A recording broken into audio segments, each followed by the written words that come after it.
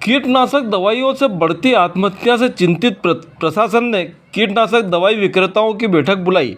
कहा कि नाबालिग बच्चों को किसी भी हालत में दवाई नहीं बेचें। वहीं किसानों को दवाई सुरक्षित स्थान पर रखने की सलाह दें।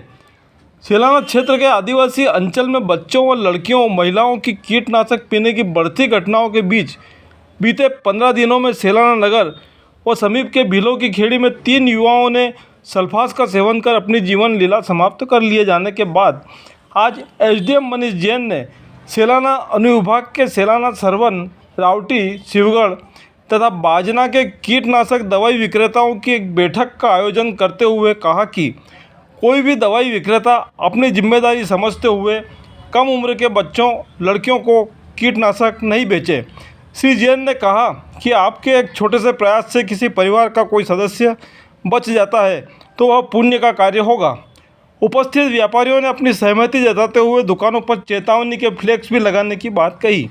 श्री जैन ने कहा कि किसानों व परिवारों को भी इस बात का ध्यान रखना चाहिए कि वह कृषि उपयोग के कार्य आने वाले शेष बची कीटनाशक सुरक्षित स्थान पर रखें या डिस्पोज कर देवें।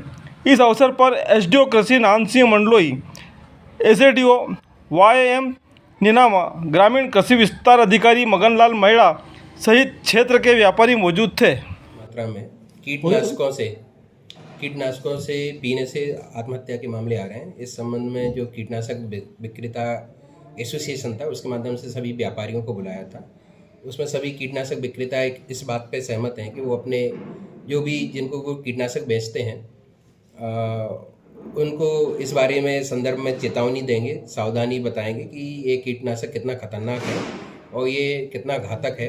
इस बात पे वो सहमत हो गए। साथ में ही सभी कीटनाशक विक्रेता अपनी दुकान पर एक फ्लैक्स लगाएंगे जिसमें चेतावनी रहेगी।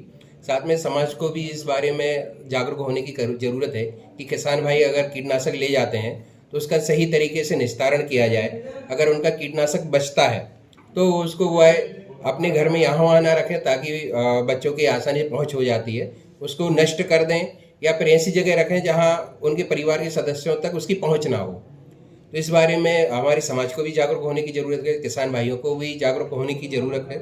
साथ में विक्रेताओं को भी बताया गया है कि 18 साल से कम के बच्चों को या महिलाओं को, लड़कियों को कीटनाशक विक्रय ना करें और अगर कोई व्यक्ति बिना अपने किसी मंतव्य को लेके आता है तो उनको विक्रय करने को प्रतिबंधित किया जाए। महोदय द्वारा दिशा निर्देश दिए गए कि आजकल आत्महत्या हमारे क्षेत्र में बहुत ज़्यादा हो रही है, तो हमें बच्चों को, छोटे बच्चों को दवाई नहीं देना है। उसी दिन के माध्यम से हमें ये बताना है कि दवाई बहुत खतरनाक है, कैसे बची हुई दवाई को कैसे अपने को डब्बा किसानों को बताना है कि नहीं बिगाड़, इसको रख दे, बचा ले, कैसे समझाना है, कैसे करना है, पूरा व्यवस्था हमें देखना है और हमें जागरूकता फैलानी है कि इस क्षेत्र में आत्महत्या कम से कम हो।